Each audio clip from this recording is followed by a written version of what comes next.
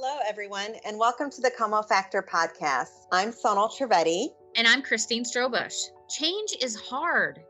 Transformative change can feel overwhelming and out of reach. When you use the Como Factor as your guide, you will discover that you can accomplish more than you ever thought possible. Join us on this journey as we discuss real life, personal, and professional transformation stories to inspire you to take action and achieve true transformation with sustainable results.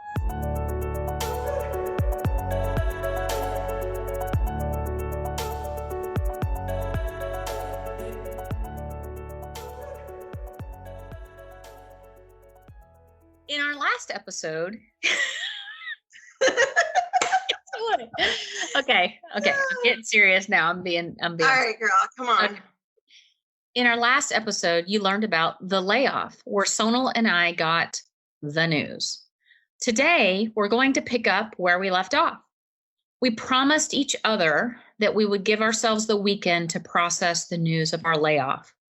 And come Monday, we would hit the ground running and figure out what was next for our new business. But you can imagine that things were a little chaotic at this point. Sonal, have you ever had a time where you felt that there was just total chaos? Indeed, Christine. I'm not sure if you've been in a car accident, but for me, it was very much like that experience when I got in a horrible car crash. For anyone that's been in an automobile accident, getting in one is a terrible experience, and it doesn't matter whose fault it is.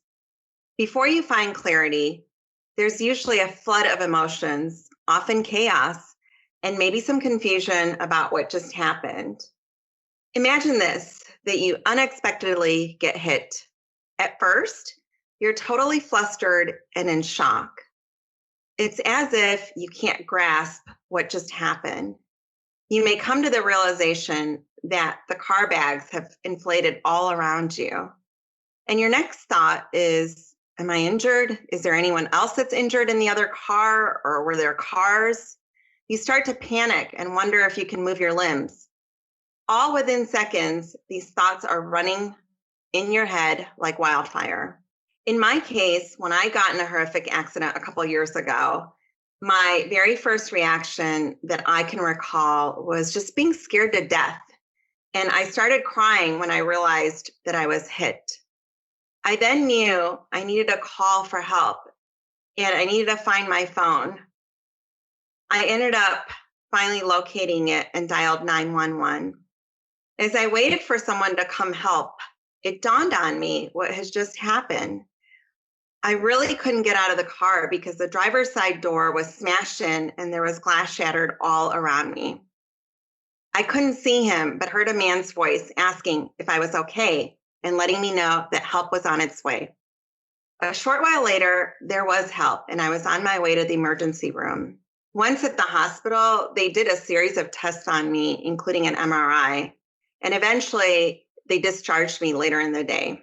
As I looked back a few days later, I remember that despite the chaos, thankfully, I was able to find clarity quickly through a couple of key steps. First, I had done a quick scan to see if there were any obvious injuries on myself. Then I checked my immediate surroundings and noticed the door and the airbags. I realized at that point I needed help and had immediately contacted the paramedics. When the officer was there, I had provided him with the information he requested. I was able to get to the hospital and get the medical attention I needed. And once discharged, I got the accident report. And when I got the accident report, I was finally able to contact my insurance agent and explain in detail what had happened. So in many ways, going through that experience of the accident was much like going from chaos to having clarity of where I was. Man, Sonal, your story about the accident is scary, but I think it's an appropriate analogy to our layoff experience. I mean, one moment you're driving down the highway in your secure job, and then out of nowhere, you're sideswiped by the global pandemic, economic uncertainty, and a reduction in force. I can imagine that many folks here can relate to this. But you and I, we didn't stay on the side of the road. We picked ourselves up and we found clarity. And in hindsight, as I reflect on those first few days after the layoff, I can see for me that there were three key things that helped me move away from fear, lifted my spirits, and started me on the path to clarity. Now, those three things for me were faith, family, and freedom. Christine, that's like a triple F right there. Yep. Sonal, there sure are a lot of F words in the English language, but rather than focusing on the negative ones like fear, I choose to focus on the positive ones. So I want to talk a little bit about that. The first one around faith is really standing in my faith. And I've shared this in a few other episodes that I truly believe that God closed that door for me and opened the right door for my future.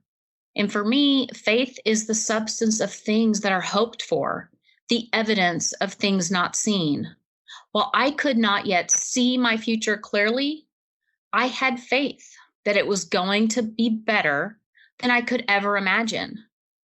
Now, during those first few days, I spent a lot of quiet time in prayer and in reflection. And I have so many fond memories of getting up in the morning and walking for hours on end around my neighborhood, just thinking and praying for God to guide my next right step. I don't know about you, but music really touches me. And there's this song that I heard about a week before the layoff that I will always remember it in this season. And it's by an artist named Leanna Crawford. And the song is Truth I'm Standing On. And that song has brought me so much peace. And it reminds me that all the pain had a purpose and his plan was perfect all along. So my faith was the first thing there for me. The next was my family, and I held tightly onto my family. Like many of you, thanks to COVID, I'd already been working from home since around mid-March at this point. So I was able to spend more time with my family, but it is a completely different situation when you're home with your entire family, but without gainful employment. And if you're not careful, that thought alone can start to create a lot of fear and anxiety. But then I realized, this was the first summer since 2012. In 2012, I had my son. I was home for about 10 weeks for maternity leave. So this was the first summer that I was actually able to be home with my kids. So that was a new thing for me. And I knew no matter what, as we created this business, that I was going to create a business that allowed me to be present with my family and do things that I'd never been able to do before. So simply put, for me, my family is my why. And I was very intentional about sharing this journey with them because I thought that this whole chapter, this whole season of my life of getting laid off and then moving forward and creating a business was going to be a great teaching moment for everyone, including myself. And when I think about family, I also put, very close friends like you, Sonal, and several others in this category of family. Some friends become even closer to you than your own family members. Family is not just those that are related to you by marriage or birth. The third F word in this series I put here is freedom. And I will tell you, words cannot do justice to the sense of complete and utter freedom that I have felt since God opened this new door for me. Inspired by my business coach, I want to share a little analogy, and this is a shout out to her. Think of this beautiful bird who spent her whole life living in a large, luxurious cage.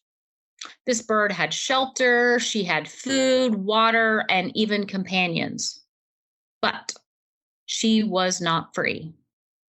Imagine what she feels like when the cage door is opened and she can fly high into the sky. There's no cage, there's no restraints, just an entire world to discover. That is how I feel today. Do I have fears? Of course I do. I'm human. What kind of fears, what kind of uncertainties, you might ask? Well, I've been the primary breadwinner of our family for many years. And with my transition now from corporate to entrepreneurial life, my husband and I had to really have a hard discussion and really think through this. That is going to change. And that might change for a season or it might change forever. We don't know yet. But I love what I'm doing and I'm making a difference in the world. And so I'm good. Actually, I'm great. So you guys, freedom is a beautiful thing. And this overwhelming sense of freedom was also one of the drivers for branding our e-commerce business, Freedom Store USA, which we launched about a month after we launched the Como Group. So with everything going on in the world today, I truly believe that we should be choosing freedom over fear. Well, now that you've talked about the 3 F words, I think it's only appropriate that I share with our listeners what the next F word was in our journey, and that was our future. We started to look to the future to create our vision. And one of my favorite quotes that I'll share with everyone is by Abraham Lincoln. He said, "The best way to predict the future is to create it." Both Christine and I are determined to create our future and not leave it to chance. In all honesty, developing a vision is often hard for people to do. That being said, it has to be the first step that you take in this journey. When we talk about developing our vision, essentially it's about creating an ability for ourselves to think about what our purpose and our plans are for the future with absolutely no limitations, and thinking of what our world as entrepreneurs could look like if we were looking at it in high definition. In those first few conversations, Christine, you'll recall, following the layoff, we knew that we didn't want to be stuck in a rut. So we just decided we were going to fast forward into the future and visualize what success would look like for us. As promise partners, we agreed that our time and energy was better spent on designing the future rather than just sulking in the past. We started by asking ourselves questions like, what do we want? One thing that came up right away was both Christine and I had always dreamed of writing a book about our lessons learned on true transformation over the years. In the next few days, we discovered that we wanted to write these books not only to share our life story, but to encourage and inspire others. We both know how truly blessed we are and have been in our lives. And so this was really one way for us to share some of those gifts of the lessons learned over the years with others in our circle. It was really our way to pay it forward and to inspire and help others that are going through this process. We made a decision that the most effective way for us to do this was through storytelling, and that part of our vision would be to write a series of fictional books to share these incredible stories. Following those many conversations, Christine, do you remember that we had a whole brainstorming session at your house? It was almost a day long. How could I ever forget? I think on those couple of days, we had a lot of coffee. I remember classical music for the inspiration, and eventually quite a few bottles of wine were consumed. Indeed, and it made it so much more fun. We had all these flip charts and sticky notes all over your living room walls. And I remember, your family coming in and wondering, what these two were up to. And on those flip charts, you and we started to answer so many questions. Questions like, what do we want our future to look like for ourselves? We spent countless hours looking at what we were good at, what strength each of us brought to this, what we could offer to others that was unique and yet help them solve their problems in a meaningful and sustainable way. We had hours upon hours of creative ideas where, again, we allowed ourselves to dream big. We answered questions like, what was our purpose and our passion? And one thing was clear in those conversations. We both knew that we were passionate about helping others with their personal and business transformation. Equally important in this exercise, if you recall, was having absolute clarity of what we did not want. Yeah, I think this, everything that you've described, Sonal, was key to the process, but also really thinking through those things that we did not want. I found that to be really important. And for me personally, it was absolutely clear that I would never ever work for someone else again. I will serve my customers with excellence, and I will partner with my partners, and I will take care of my stakeholders. But I knew that I will never answer to another boss. And I'll say another thing. After spending nearly 2 decades in large billion-dollar, multi-billion-dollar companies, we decided that we wanted to focus on small to mid-sized businesses. Again, it pulls out that entrepreneurial spirit that we've got, and we recognize there is an opportunity, there is a need to help these entrepreneurs, these small business owners, to grow their business through transformation. And you know what? We are doing just that for several small businesses today, and they are already starting to see the fruits of our labor. Christine, that is such a good reminder for our listeners, as all too often, people make the mistake of going all in until they hit a roadblock and realize they ended up exactly where they didn't want to be because they hadn't set boundaries of what they didn't want. You can imagine at the end of the brainstorming session, we had put a lot of our thoughts and ideas on paper. And as we looked around Christine's living room, it really started to feel a little overwhelming, as there was just so much to think about and do. And it dawned on us that there was just the two of us. As both of us started conversing further about our vision and put in specifics of what that looked like, we realized that in this process, we were already starting to pull in so many ideas, people, and resources that we wanted to have on our journey, and knew that we had left the chaos of the layoff behind and we're ready to make change happen. Yeah, and Sonal, I just think this part is so important because yes, it was the two of us, and I've got these very vivid memories of being in the living room and just having these walls of all these notes and all these plans. But we recognize we have an incredible network, and there are so many people out there that are going through something similar to us. And so we need to make sure, as part of our business strategy, that we harness that community. And that's exactly what we're doing and exactly what we intend to do as we grow and scale. A number of our friends have asked us about how we were able to launch our podcast so quickly. I'll tell you, this whole experience has been new and exciting, to say the least. Above and beyond having an amazing team, we use this incredible tool called Anchor.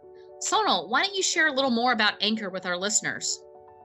Well, to record our podcast, The Como Factor, you guys, if you haven't already heard about Anchor, it is the easiest way to make a podcast. Let me tell you, first of all, it's absolutely free.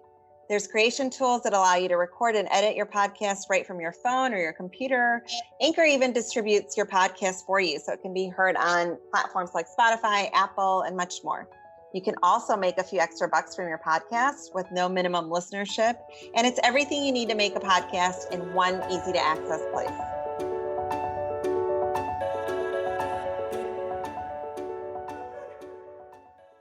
So following all that, there were many, many calls over the next few days, and we were incredibly energized by the vision that we created for ourselves and the fact that we knew together we were going to create an incredible company that took all these elements of our vision to bring it into reality. Christine, at this point, which was a turning point, right, in our journey, why don't we rewind the clock just a little bit and look at what your inspiration was for wanting to be an entrepreneur? Sure, I'd be happy to share that. So, as far back as I can remember, I knew that I wanted to have my own business one day. So those of you that knew me very early on, you'll remember me saying this. And, as I look back, I'm like, the main reason I didn't start my business much earlier in life was because I hadn't figured out what that product or service for my business would be. And in retrospect, I realize now I had a limiting belief that I needed to invent some kind of new gadget, have some great invention to be able to start a business. And clearly that was flawed logic. But there was a light bulb moment that I experienced when I was 24 years old. I had been in my first company. I'd been there for about 2 years. And if I'm really honest, I had started to get a bit bored. So I was considering a move to another company. And when I shared this with my manager, they wanted to keep me so badly that they looked around the organization and came back and offered me 5 different jobs to stay. And I weighed the pros and cons of each of those and selected my dream job, if you will, at the time that was centered on business intelligence. And it was an emerging area at that time. And when I met with the CIO about this job, he wished me luck and said, "Go grow your business."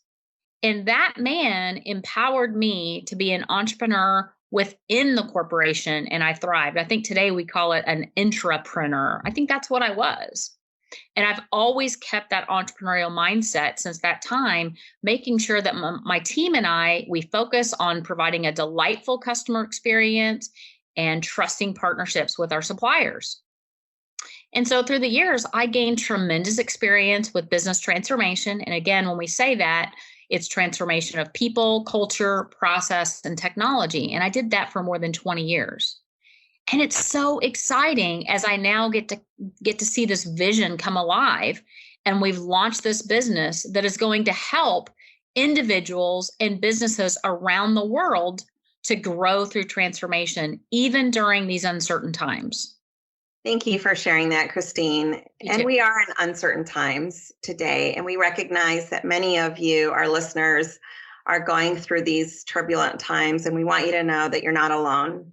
So in conclusion, we've shared today with you our experience of moving from chaos to clarity after a layoff. And we hope that you found these tips and tricks helpful. With all the change happening in the world today, like juggling family, career, the political landscape, social obligations, COVID, and the list goes on, are you feeling a bit overwhelmed? On our next episode in this podcast series, we'll tell you about how we navigated from being overwhelmed to taking ownership of our future. Thank you for listening to the Como Factor. If you've enjoyed listening to us today, please do give us a review on your favorite podcast platform. A shout out to Kim C. for taking the time to provide a wonderful review on Apple for us. Girl, you've got the Como Factor.